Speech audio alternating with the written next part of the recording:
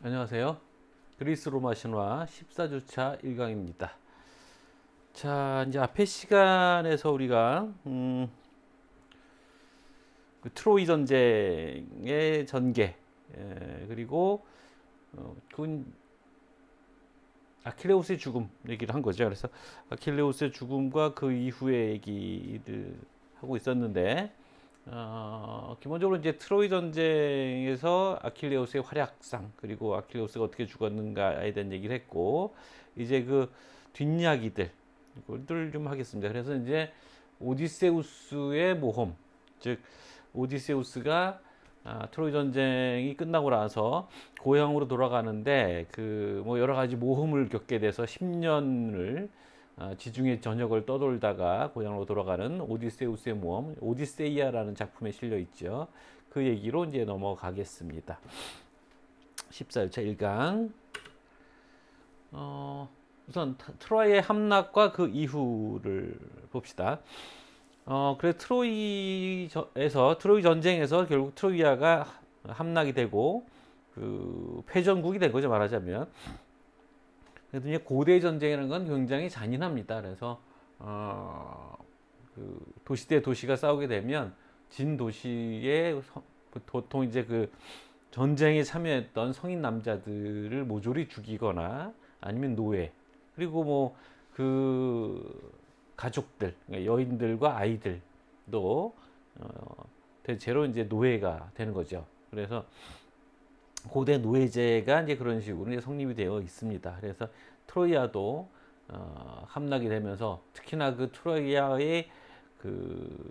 왕국의 그 뭐랄까요, 왕족들의 비참한 최후들이 이제 그려지고, 그것이 이제 그리스 비극에서도 여러 차례 다루어집니다. 그러니까 한편에서는 이제 그리스인들이 자기들 옛 조상들의 싸움이지만 아테네인들이, 여기 이제 아테네인들은 참여 안 했죠. 테세우스가 그 당시에 뭐 다른 일로 바빠서 뭐 참여 안 한 것으로 되어 있습니다. 그래서 아테네인들은 참여 안 한 것이고, 또 뭐 그리스 역사에서 보면 그 미케네를 중심으로 한 트로이아 전쟁이었기 때문에 아테네는 그쪽에서는 조금 벗어나 있었던 것이죠.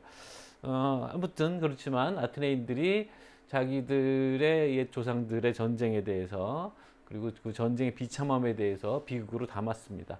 한편에서는 뭐 자기들이 싸운 전쟁은 아니지만 그래도 이를테면 뭐 우리 고구려와 무슨 당나라, 수나라 뭐 이거 싸움 같은 건데, 거기에도 우리가 감정이입을 하잖아요. 그런데 아테네인들이 한편으로는 감정이입을 하면서 또 한편으로는 그 전쟁의 비참함을 얘기하는 그런 이제 비극 작품들이 남아 있고, 거기에서 그 트로이아의 그 왕족들의 그 비참한 얘기들이 전해집니다. 아이고, 이게 이렇게 가면 안 되는데, 잠깐만요.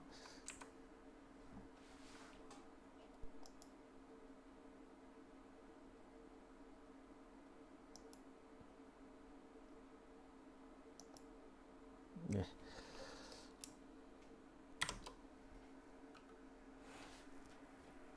트로이의 함락과 그 이후라고 되어 있습니다. 그래서 프리아모스와 경우에 이제 그 제우스의 재단에서, 여기 이제 지금 말하자면 터키 땅이긴 한데, 그래서 그리스 민족은 아니래도 뭐 여기 이제 그 올림포스 신들을 섬기는 것으로 되어 있습니다. 그래서 프리아모스 왕은 제우스의 재단에서 참살당합니다. 그리고 그 프리아모스의 아들 헥토르가 이제 그 아킬레우스와의 싸움에서 죽게 되잖아요.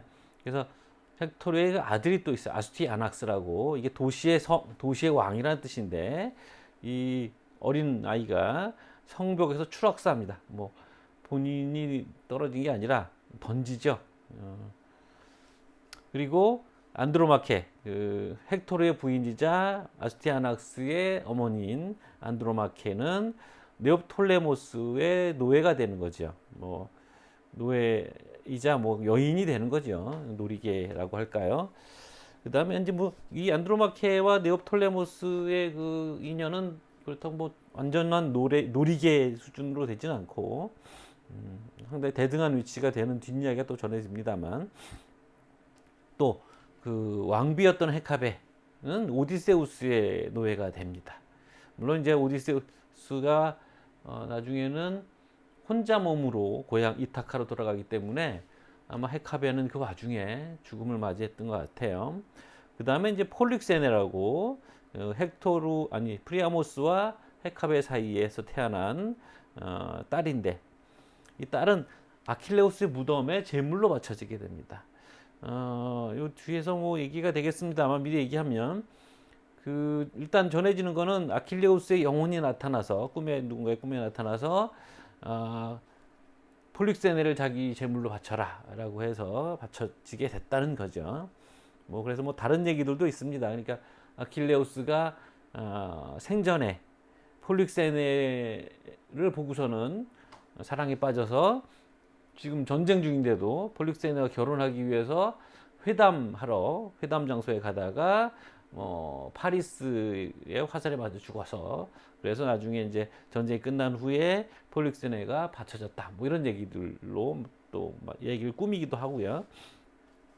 또 카산드라도 이제 그 프리아모스와 헤카베 사이에서 태어난 딸인데, 전에도 얘기를 했죠. 아폴론의 사랑을 받아서 아폴론이 그 자기 사랑을 받아주면 선물을 주겠다, 뭐 그래서 예언의 재능을 달라고 했고, 아폴론이 미리 선물로 줬는데 그 선물을 받고는 자기가 아폴론의 사랑을 받아주지 않아서 줬다 뺏을 수는 없으니까 아폴론이 거기다가 누구도 그 예언에 설득되지 않는 저주를 한 거죠. 저주받은 예언자가 카산드라인데, 카산드라의 예언이라는 게 그래서 아무도 믿어주지 않는 진실, 뭐 이런 거죠. 그래서 이제 아가멤논의 노예가 됐다가 아감논의 고향까지 따라갔는데, 그 아가멤논의 딸이랬다, 그 부인인 누구죠? 갑자기 또 생각이 안 나요. 클리타임네스트라에 의해서 같이 죽게 되죠. 한편 헬레네, 이 모든 난리의 장본인이었던, 파리스는 이미 그 전에 죽었어요. 장본이었던 헬레네는 남편인 메넬라우스가 이제 죽이겠다고 달려들었는데, 도망가면서 슬쩍 그 옷이 벗어지는 연출을 함으로써 그 아름다움에 다시 반해서 사랑을 회복한 메넬라우스가 고향으로 데려갔다라는 얘기가 있고, 근데 이제 또 헬레네가 제우스의 딸이라서 제우스의 딸을 이런 식으로 이제 뭐랄까 도덕적으로 아주 천한 것으로 만들어서는 곤란하다라는 또 뭐 어떤 얘기 전승이 있어요. 그래서 사실은 헬레네가 파리스를 따라서 트로이아 간 게 아니고, 그거는 이제 헬레네의 그 허상이고, 마치 그 이피게네이아가 제물로 바쳐질 때 아르테미스가 사슴을 대신 이피게네스처럼 분장시켜서 죽이고 이피게네를 빼돌렸던 것처럼, 헬레네는 정작 진짜 헬레는 이집트에 있다가 남편이 그쪽으로 표류되는 바람에 거기서 이제 만나게 됐다라는 또 다른 버전의 이야기도 있습니다. 그걸 보서 이제 그리스 문학 전통에서는 이제 다시 부르는 노래, 팔리노데라고 부릅니다. 그래서 뭐 좀 종교적으로나 이런 도덕적으로 문제가 있는 이야기를 새롭게 다시 개작해서 지어내는 거죠. 자, 그런 한편으로 귀향하는 그리스군들, 히랍군들에게 또 순환이 닥칩니다. 일단 그 작은 아이아스, 이건 이제 그 큰 아이아스, 그러니까 뭐 여기서는 이제 둘이 형제라서 크고 작은 이렇게 구별하는 건 아니고 동명이인인 겁니다. 그래서 각각 고향도 다르고 가문도 다른 건데, 그 앞에서 이제 자살했던 아이아스가 워낙 유명한 아이아스니까 이 아이아스는 이제 작은 아이아스라고 부릅니다. 로크리스 출신이에요.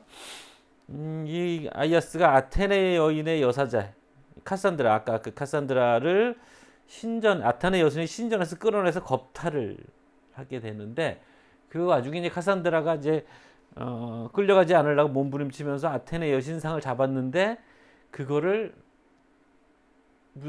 무작스럽게 끌고 나온 거죠. 그러니까 그 여신에게 구원을 요청했는데 그거를 무시했다. 그러니까 아테네 여신을 이제 무시한 거죠. 그래서 이제 풍랑이 생겨서 많이들 죽고, 그 다음에 이제 팔라메데스를 기억하시죠? 오디세우스가 이 전쟁에 참가하기 싫어서 미친 척을 하고 있었는데 팔라메데스는 우리 지난번에도 얘기했습니다. 문화 영웅입니다. 뭐 수를 발명했다거나 뭐 이랬다고 해서 굉장히 지혜로운 영웅으로 알려져 있는데, 그래서 오디세우스도 꽤 많은 오디세우스라는 에피테트 별칭으로 불리는 것처럼 서로 지혜에 있어서 둘째가라면 서러운 사람들이라서 사실은 오디세우스가 이 팔라메데스를 질투하는 측면도 있죠. 그래서 한편으로는 전쟁에 참여하지 않으려고 했는데 팔라메데스가 미친 척하는 자기의 어떤 본색을 드러내서 뭐 소하고 당락인가요? 소하고 말인가? 그래서 거기다가 이제 그 쟁기를 묶고 소금을 뿌리면서 밭을 갈고 있었는데 그 앞에 이제 어린 아들 텔레마코스, 이제 텔레마코스 얘기가 나오겠습니다만, 텔레마코스를 앞에다 두는 바람에 더 이상 가지를 못했고, 그래서 미치지 않았다는 게 들통나서 그리스의 전쟁에, 트로이 전쟁에 참여하게 됐다는 거죠. 참전하게. 그래서 그거에 원한을 품고 이제 팔라메데스를 적군과 내통했다라는 식으로 증거를 조작해서 히락군들이 이제 돌을 던져서 죽게 했거든요. 그것에 대해서 이제 분노했던 팔라메데스의 아버지가 나우플리오스라고 하는데, 그 그리스 군들이 돌아오는 항해길에 돌이 많은 쪽에다가 불을 밝혀서 마치 그걸 이제 항구, 등대 항구라고 오인하게 끼면서 거기로 접근해서 암초에 부딪혀서 많이 죽게 했다, 이런 얘기들. 그래서 여러 가지 이제 불경한 일, 뭐 불의한 일들의 어떤 벌을 받는. 그래서 트로이 전쟁으로 인해서 트로이가 함락된 것에 대한 어떤 그 공정성이죠. 신적 정의라고 보통 부르는 뭐 시적 정의라고도 부르고 뭐 그런 겁니다. 트로이만 망하게 할 수 없고 망하게 한 장본인인 그리스인들도 여러 가지 안 좋은 일을 겪게 된다, 뭐 이런 얘기입니다. 자, 이게 프리아모스를 제우스 신전에서 살해하고 있는 모습입니다. 이 화가는 르페브르이고 1861년도 작품이에요. 몸도 이렇게 마른 노인네를 잔혹하게 죽이고 있는 장면. 옆에 이미 사람들 여러 죽었고 저기 불이 났고 끔찍한 장면이 연출이 되고 있습니다. 자, 이게 바로 이제 아스티아낙스를, 이게 오디세우스라고 하는데 성벽 밑으로 떨어뜨리고 있는 장면이고요. 이 옆에는 안드로마케겠죠, 당연히. 저기 아들이 떨어진 거를 바라보고만 있을 수밖에 없는 그 상황입니다. 이건 뭐 연도는 안 나와 있었고, 근데 대강 보니까 17세기나 18세기 정도의 동판화로 보이죠.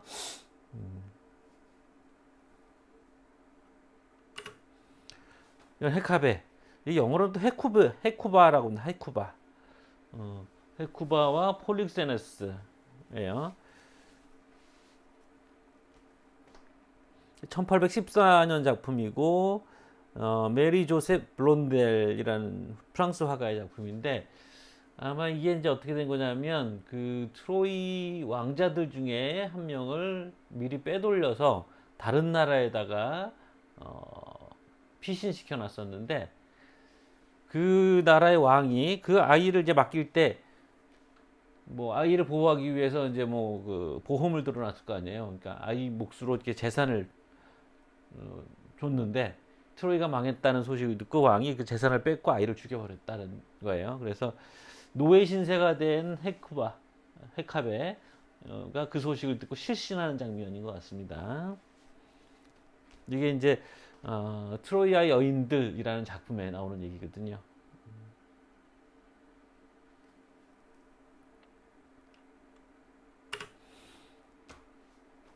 자, 요거는 아까 얘기했던 폴릭세네가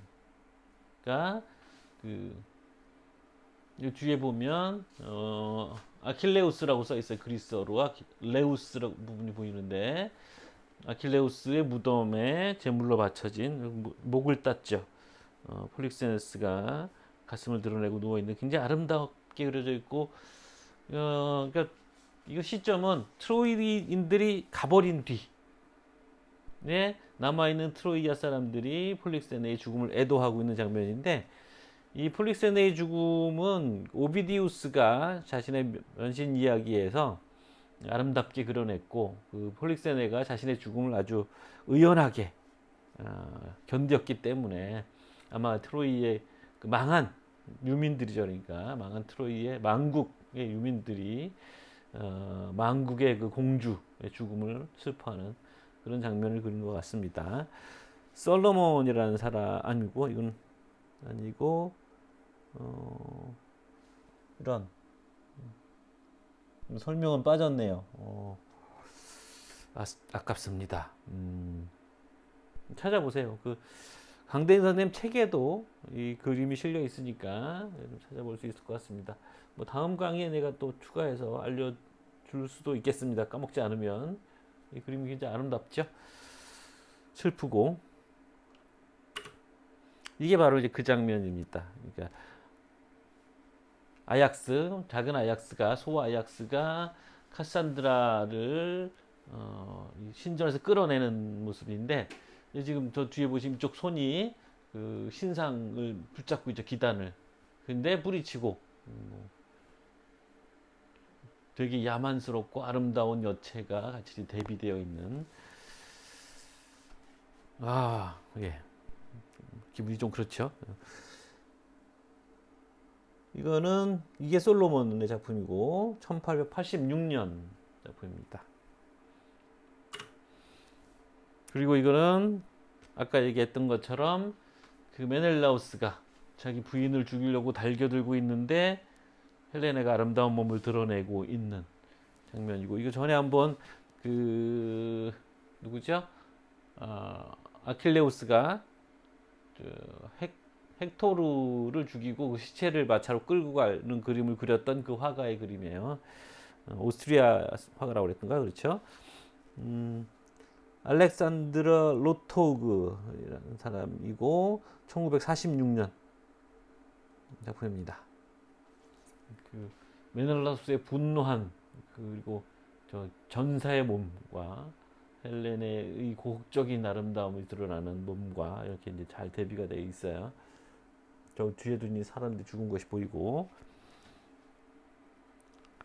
자, 그렇게 해서 이제 트로이 전쟁은 마감이 되고, 이제부터 오디세우스의 모험과 귀환 이야기를 하겠습니다.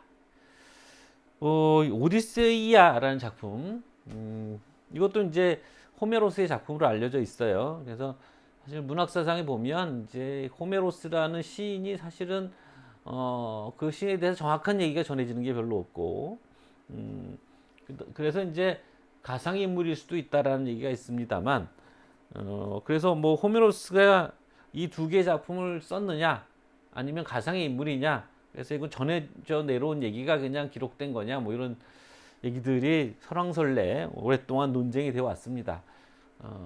근데 이제 호메로스라는 한 사람의 작품일 거라고 생각하게 되는 강력한 이유 중에 하나는 이 작품들이 너무나 구성이 훌륭하다는 거죠. 그냥 이렇게 저렇게 흘러내려온 얘기가 기록되었기에는 너무나 깔끔하게 정리가 잘 되어 있다는 거죠. 전에도 우리 이 그리스 로마 신화 강의 초창기에 얘기했습니다만, 개인이 갖고 있는 함성이 유감없이 발휘되어 있는 작품이라는 거죠. 신화가 여기저기 구전되면서 나타나는 그 어떤 집단지성의 모습으로서 어떤 우리 사람들이 갖고 있는 어떤 공통적인 관념들, 그리고 스토리텔링에 대한 어떤 기본적인 뭐 아이디어, 이런 것들이 신화에 잘 드러나 있긴 하지만, 여기저기 이제 구전되는 과정에서 생기는 어떤 불일치, 그래서 이제 여러 버전들이 생기는 거잖아요. 그런 것들이 있는 반면에 일리아스 오디세이아에는 그런 것들을 의도적으로 걷어내려고 하는 노력들이 많이 보이고, 그래서 이건 한 사람의 작품으로 봐야 되지 않느냐라는 논란이 이 호메로스와 관련된 학문, 호메로스 학이라고도 할 수 있는데, 거기에 이제 늘 있었던 문제고요. 또 하나는 일리아스와 오디세이아가 하나의 작품, 한 사람의 작품이냐예요. 그러니까 일리아스나 오디세이아가 각각 한 사람에 의한 작품이겠느냐라는 문제 다음에 또 이어지는 문제는 일리아스와 오디세이아의 공통 저자가 호메로스겠느냐라는 문제인데 그 이유는 일리아스와 오디세이아가 일단 기본적으로 세계관이 좀 다르다는 거죠. 이를테면 일리아스에서는 사후 세계에 대한 얘기가 나타나질 않습니다.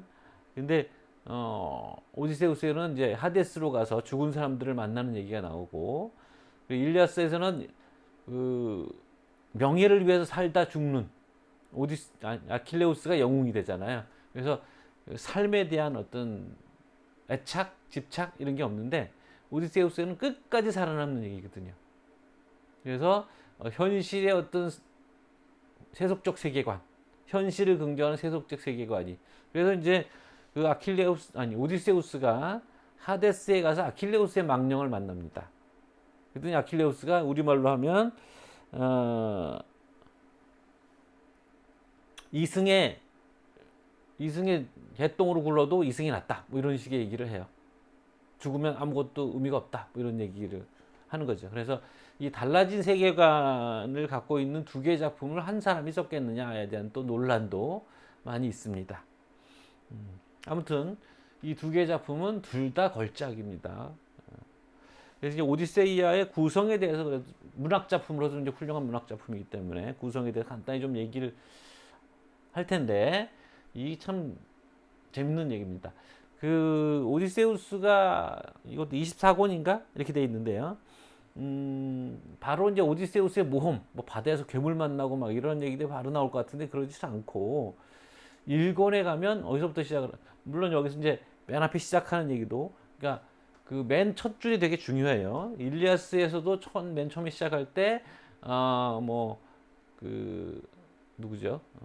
펠레우스의 아들 펠레우스의 아들 아킬레우스의 분노를 노리하게 하소서라고 해서 분노라는 그 키워드가 딱 맨 첫 줄에 나오잖아요. 근데 여기도 이제 그 어떤 한 남자의 모험 얘기를 들어보소서 뭐 이런 식으로 해서 한 남자라는 얘기부터 나옵니다. 그래서 이게 굉장히 의미심장한 구절인데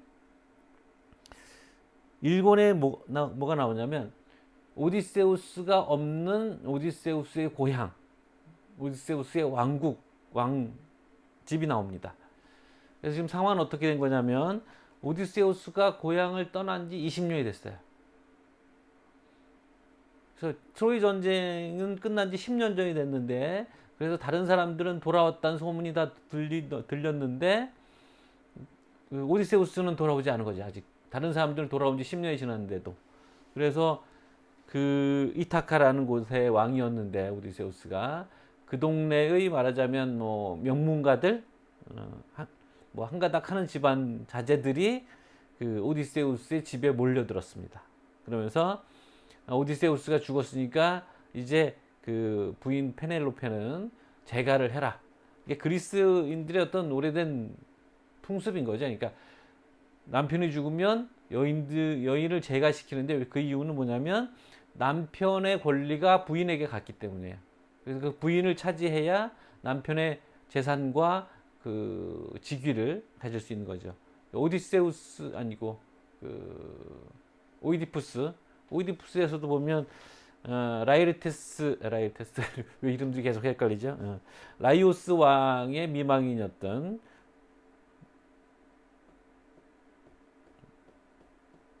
그 오디세우스의 사실은 어머니와 결혼을 하게 되잖아요. 그래서 왕국을 갖게 되는 그런 것과 마찬가지로 그래서 페넬로페에게 결혼을 강요하는 이타카의 어떤 귀족 젊은이들이 그 오디세우스의 집에 진을 치고 아예 거기서 기숙을 하고 살면서 매일 술잔치를 벌이고 오디세우스의 화녀들과 음탕한 잠자리를 벌이고 그렇게 이제 분탕질을 치고 있던 와중에 그 오디세우스의 고향집이 이제 나옵니다. 근데 이제 20년이 지났기 때문에 바로 그 팔라메데스가 그 말과 황소 앞에 놔뒀던 그 어린아이, 강보에 쌓였던 그 어린아이가 이제 20살이 넘은 청년이 됐어요. 텔레마코스였습니다. 그래서 텔레마코스가 그 집안의 그 상황이 분노하면서 있던 상황인데, 한편에서는 그 올림포스 신들이 사실은 이제 오디세우스는 그 바다의 신 포세이돈의 그 저주를 받아서 고향으로 못 돌아가고 있었던 거거든요. 그래서 당시에 이제 그 올림포스 신들이 모여서 이제 그만 용서하고 고향으로 돌려보내자라는 얘기를 하는데, 마침 또 포세이돈이 다른 지역의 어떤 사람들의 아이디오퍼스인이라고 되어 있는데, 아이티오스인들의 재물을 받느라 그리스 땅을 떠나 있었던 거죠. 그래서 그 사이를 타서 제우스와 여러 신들이 의논을 해서 이제 그만 돌려보내자라는 의논을 맞춥니다. 그리고 오디세우스를 아끼던 아테네 여신이 그래서 아버지의 친구였던 멘토르로 변신합니다. 멘토르란 말이 멘토, 여러분들 멘토란 말 아시죠? 그러니까 누군가의 멘토, 그러니까 뭐 조언자이면서 이끌어주는 사람, 로 변신해서 아테네가 텔레마코스를 방문합니다. 그래서 멘토라는 말이 여기서 나온 거예요. 그래서는 이제 텔레마코스에게 이제 조언을 하는 거죠. 아버지의 종족을 찾아봐라. 아버지 친구들, 전우들을 찾아가서 아버지가 어떻게 된 건지 좀 알아봐라. 뭐 이렇게 이제 얘기를 하죠. 그래서 텔레마코스가 뭐 중간에 얘기가 좀 있습니다만 어쨌든 배를 준비해서 필로스에 있는 네스토를 일단 먼저 방문합니다. 여기 이제 재밌는 건데, 그 필로스에 있는 네스토르는 그리스 연합군 중에서 가장 나이가 많은 사람이에요. 거의 이제 신선급의 신선급. 200년 가까이 살았던 건가 그 당시에도. 근데 이제 가보니까 제사를 지내고 있는 중이었어요. 그래서 사실은 이제 이 텔레마코스의 여행이라는 게 현실 속의 여행이 아니라는 여러 가지 암시가 오디세우스 안에 들어 있습니다. 오디세이 안에. 그래서 이제 일종의 환상 여행입니다. 사실은 오디세우스의 방랑도 일종의 환상 세계에서의 방랑이기도 한 거고요. 그래서 네스토르에 대해를 만나서 얘기를 듣고, 다시 네스토르가 마차를 마련해줘서 그 마차를 타고 스파르타로 갑니다. 그 스파르타 갔더니 여긴 또 결혼식을 주재하고 있어요. 메넬라우스와 헬레네가. 다시 거기서 또 아버지의 소식을 듣고, 그리고 다시 돌아오는, 그게 1권부터 4권까지 이야기입니다. 그래서 이거를 이제 1권부터 4권까지 텔레마코스가 중심이 되어 있는 이 이야기들을 따로 묶어서 텔레마키아, 텔레마코스의 전쟁이라는 뜻입니다. 텔레마키아. 우리 다른 기간토마키아, 그렇죠? 티타노마키아, 이렇게 뒤에 마키아란 말이 붙는 걸 익숙해져 있죠, 이제. 그래서 텔레마코스의 전쟁이라는 것인데, 텔레마코스란 말 자체가 텔레마코스의 전쟁이라는 게 아니라 텔레마코스 이야기죠, 사실은. 왜냐하면 텔레마코스에서 마코스가 전쟁이란 말이거든요. 그래서 텔레는 텔레폰 아시죠? 텔레폰, 전화. 그러니까 목소리를 멀리 보내는 게 텔레폰이잖아요. 그래서 텔레는 멀리 이런 뜻입니다. 그래서 먼 데서 싸우는 전쟁이란 뜻이에요. 그 아들의 이름 자체가 텔레마코스. 근데 굉장히 의미심장한 것이, 지금 오디세우스가 지중해 어딘가에 이름 모를 섬에 있는데, 사실은 아들이 지금 찾아 나서고 있는 거죠. 그리고 신들은 오디세우스를 용서하기로 했어요. 그래서 이제 뒤에 다시 얘기하겠지만 잊혀져 있는 존재인 겁니다. 오디세우스는 잊혀져 있는 존재고, 신들에 의해서 유배되어 있고 인간 세계에서 버려져 있기 때문에 어떤 의미에서는 죽은 존재인데, 지금 아들이 아버지를 불러내는 거예요. 이걸 초혼이라고 합니다. 우리가 이제 우리나라 그 전통 의례 중에 가족 중에 누가 죽으면 죽은 지 며칠이 되면 지붕에 올라가서 그 사람의 옷을 흔들면서 혼을 부릅니다. 혹시라도 돌아올 수 있을까 해서. 반대로 이제 그 이별 의식도 되는 거죠. 근데 이제 아들이, 그러니까 아버지를 부르는 거예요. 그 필로스에 갔더니 마침 네스토르가 제의를 지내고 있었잖아요. 그런 식으로 해서 그 신들의 용서와 아들의 아버지를 부르는 마음 이런 것들을 통해서 잊혀진 존재인 오디세우스가 자신의 이름을 찾고 되살아나는 그런 이야기로 짜맞춘 겁니다. 기가 막히죠. 물론 이건 이제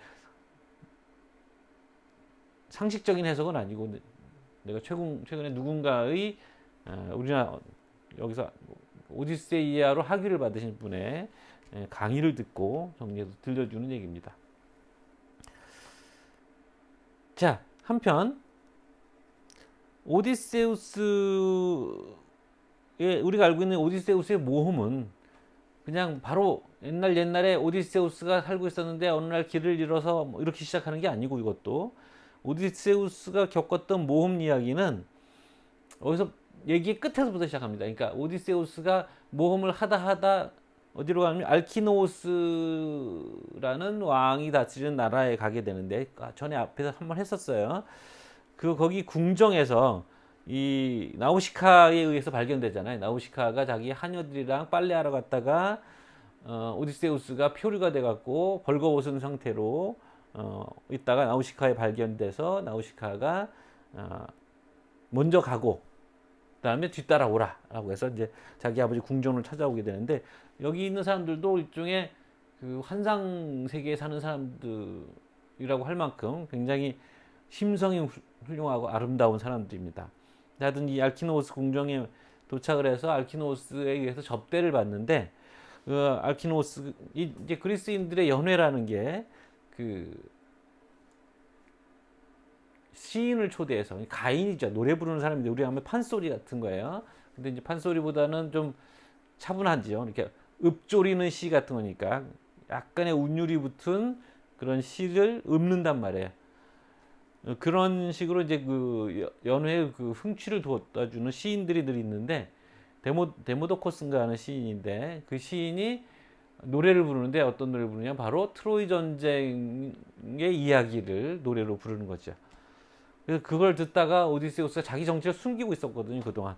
오디세우스가 지중해에서 온갖 모험을 겪으면서 굉장히 조심스러운 성격이 됐고, 그런 탓에 이제 자기의 신분을 숨기고 있었는데, 그 시인의 노래를 들으면서 그 감정이 복받쳐서 이제 얼콱 울게 됩니다. 그래서 알키노우스를 비롯해 사람들이 왜 무슨 일이냐 이렇게 물었더니, 결국 나는 사실은 뭐 오디세우스로서 트로이 전쟁에 참여했던 바로 그 노래에 나오는 사람 중에 한 영웅인데 하면서 이제 자기가 겪었던 얘기를 쭉 해주는 방식으로 이 오디세우스의 모험 얘기가 이제 풀어져 나오는 거죠. 이것도 멋지죠. 굉장히 현대적인, 기원전 8세기에 3000년 전에 이런 식으로 말하자면 드라마를 쓴 겁니다. 그래서 이제 아리스토텔레스 같은 사람이, 이거 이제 서사시기 때문에 비극은 아닌데, 호메로스의 작시법이야말로 비극을 쓰는 아주 훌륭한 방식이다. 이런 식의 이제 칭송을 시약이라는 작품에서 이제 합니다. 자, 그 얘기가 이제 5권에서부터 12권까지 얘기. 그러니까 총 24권 중에 절반까지 간 얘기가 바로 이제 오디세우스가 모험을 겪은 얘기예요. 그러니까 이것도 또 재밌죠. 그러니까 내내 그 얘기만 할 것 같은데 그렇지 않고, 12권 후에 13권부터 24권은 그래서 오디세우스가 고향으로 돌아와서 자기 집에서 행패를 부르고 있던 그 건달들을 다 몰살시키고, 그리고 건달들과 놀아났던 시녀들도 다 죽이고, 뭐 이런 복수국을 펼치는 얘기가 또 13권부터 24권입니다. 또 우리가 또 복수국을 되게 좋아하잖아요. 그러니까 이 모든 클리셰들, 이것들이 다 이게 오디세우스, 오디세이아에 나왔던 것들이죠. 우리가 오늘날도 영화나 드라마에서 보고 있는 그런 어떤 플롯들, 전형적인 플롯들이 다 여기서 나왔던 거죠.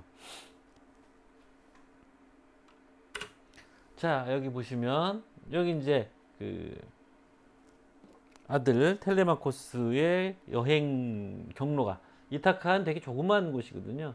사실은 이타카가 어딘지에 대해서 되게 논란이 많았었어요. 요즘 이제 어느 정도 합의가 된 것 같은데, 이쪽이 이타카고, 그러니까 여기 아테네예요. 여기 테베, 우리가 만약에 테베 전쟁이었던 아테네, 미케나이가 이제 이쪽에 있는데, 조금 지도상으로 위치가 다르긴 한데 미케네가 이쪽이고 스파르타가 여기 있잖아요. 그래서 이타카에서 배를 타고 그 옛날 방식으로 꽤 긴 거예요. 그러니까 이제 와서 필로스가 이쪽에 있어요. 필로스가 육지 해안가인 것 같아요. 필로스에서 네스토를 만나서 다시 네스토르가 내준 전차 그리고 네스토르의 아들이 몰아주었어요. 아들이 쭉 해서 스파르타까지 가는 여기 이제 가는 길에 안개가 많이 꼈다 이렇게 돼 있거든요. 그러니까 환상의 세계로 가는 거죠. 그러니까 이 사람들은 이미 스파르타에서는 이 스파르타는 동네는 역사 속의 동네가 아니라 무슨 신선계 같은 거예요. 이 텔레마코스의 모험담에서는.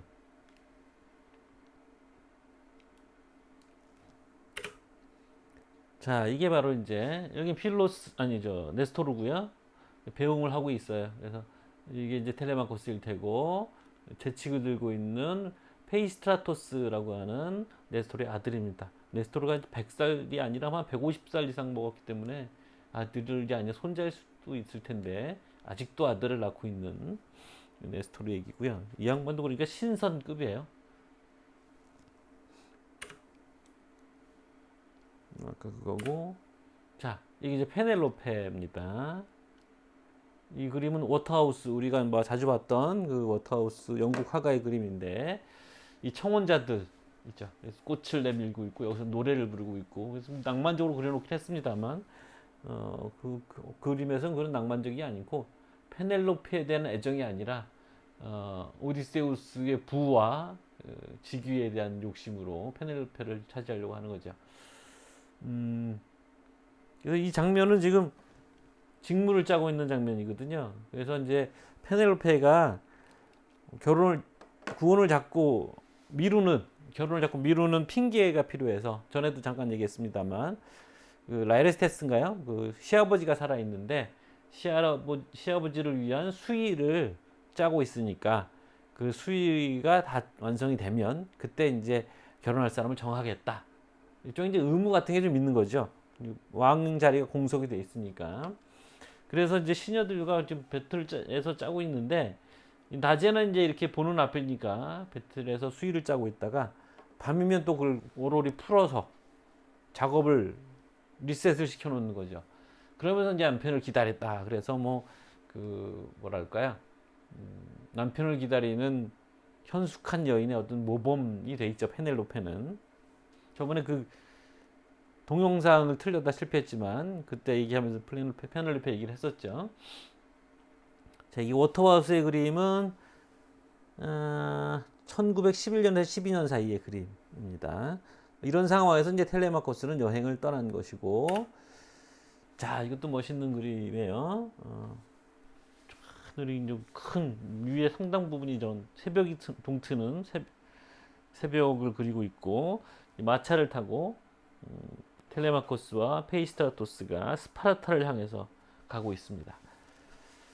이거는 NC 웨스라고 했나? NC 웨스라는 사람이고 이게 이제 이 오디세이아에 관한 연작을 그렸는데 그 연작 작품집에 실려 있는 그림입니다. 1929년 작품. 그림 멋있죠? 여기는 스파르타에 와서 이게 이제 헬레네고 메넬라오스고 울고 있는 게 텔레마코스겠죠. 그 장면이고. 근데 이제 이 헬레네가 여기 있잖아요. 근데 헬레네가 그 텔레마코스를 바로 알아봅니다. 본 적이 없는데 당연히. 그러니까 헬레는 보통 사람은 아니죠. 그러니까 당연히 뭐 제우스의 딸이기도 하니까 반신반인인 상태죠. 그래서 굉장히 신기가 있는 사실은 이제 그런 장면도 전해집니다. 그 트로이 전쟁에서 트로이 목마의 안에다가 이제 그 장수들을 숨겨 놓잖아요. 영웅들이 주로 들어가 있어요. 이게 선발대니까. 그래서 이제 밤이 되기를 기다리고 있는데 헬레네가 스슥 나타나서 그 트로이 목마 앞에 와서 그 트로이 목마의 배를 만지면서 그 영웅들의 이름을 부릅니다. 되게 무서운 얘기인데 어떻게 보면. 그러니까 그 헬렌의 달콤한 목소리에 막 취해갖고 어떤 영웅은 이제 뛰쳐나가려고 그러는 거죠. 그러니까 그 오디세우스였을 텐데 그 옆에 있던 영웅이 오디세우스인가가 그 뛰어나가지 못하게 그리고 소리 못 내게 입을 막는데 결국은 입을 막다 못해 결국 목 졸라 죽이게 되는 거죠. 그러니까 헬렌의 목소리가 갖고 있는 마력 뭐 그런 걸 전해주는 또 버전의 이야기도 있습니다. 그리고 이게 바로 이제 알키노우스 궁정에서 시인 이름이 여기 있을 때는 데모도코스라는 여기 시인이 있죠. 여기도 보면 이게 보이려나요?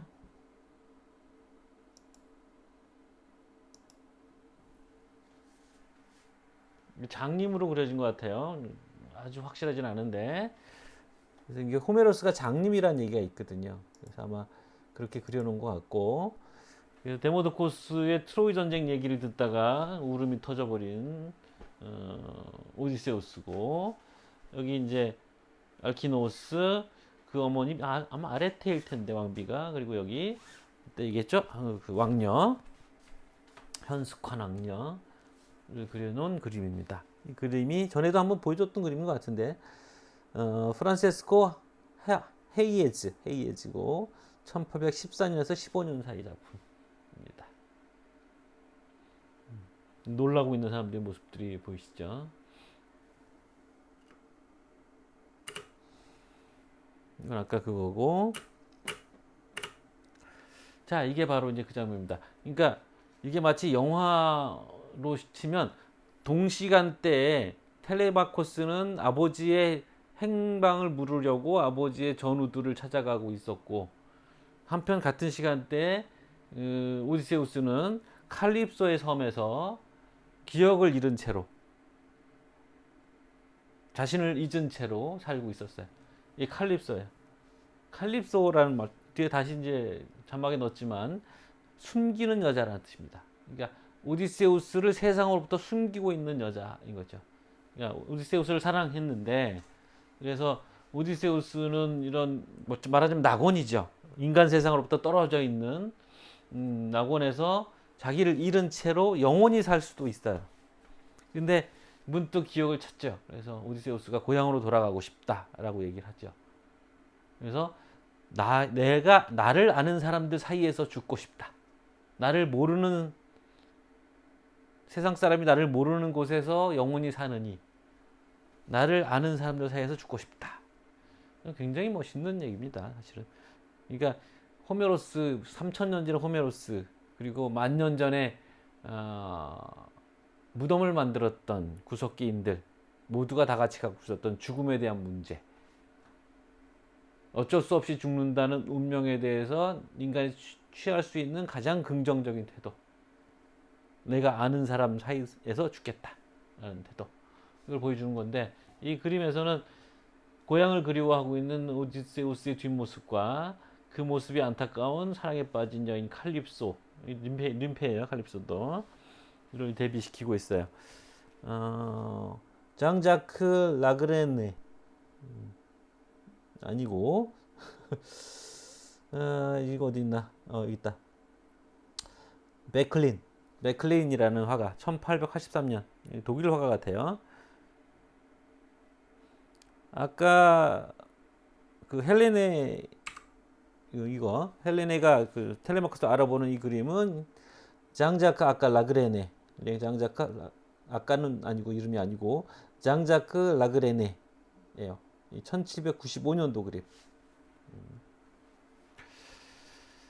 뭐 이런저런 얘기하다 보니까 좀 길어졌습니다. 오늘 일단 여기 14주차 1강을 마치겠습니다. 수고했습니다.